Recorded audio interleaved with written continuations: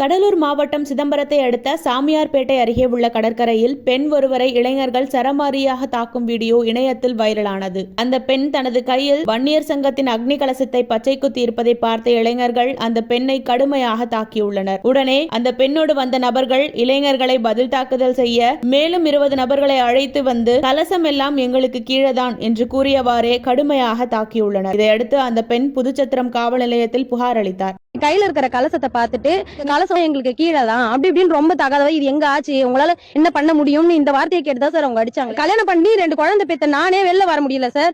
எந்த பொண்ணு சார் நம்பி வெளில வர முடியும்? போன் பண்ண உடனே 20 பசங்க அங்க வந்து நிக்கிறாங்க. நாங்க அப்ப போன் பண்ண முடியல, நான் குழந்தைய வச்சிருக்கேன், அங்க இருந்து தப்பிச்சு வரதான் நான் பார்க்க முடியுமே தவிர என் குழந்தைங்களை விட்டுட்டு நான் வர முடியாது சார். இப்போ வந்து அங்க யார் சார் கேட்கறது? அந்த இடத்துல ஒண்ணும் எங்களால சொல்லிக்க முடியல. என் குழந்தைய அழுகுறது கூட அந்த வீடியோல நீங்க பாக்கலாம். என் குழந்தைங்க எல்லாம் அழுகுறாங்க. இது பெண்ணுதான் சார். நானே நீங்க வேற ஏதாவது நாங்க கட்சின்னு வச்சு பேசணுமா? இது வந்து நான் எப்பயோ போட்ட கலசம் சார். அதுக்கோசம் கேட்டு இப்ப எங்ககிட்ட சண்டை வளர்த்துறாங்க. இது யார் சார் தட்டி கேட்பாங்க? இது தட்டி கேட்டே ஆகணும் சார். நாங்க ஒரு பக்கம் குளிச்சோம், ஜென்ஸ் ஒரு பக்கம் குளிச்சாங்க சார். இவங்க எங்க கிட்ட கிண்டல் பண்ணதை பார்த்தோன்னே எங்க அண்ணன் எல்லாமே வந்துட்டாங்க. நாங்க எங்க ஃபேமிலிக்குள்ளதான் சார் போனோம் எல்லாருமே. கிட்டக்க வந்ததுக்கு அப்புறம் தான் அவங்க ரொம்ப பேச ஆரம்பிச்சிட்டாங்க.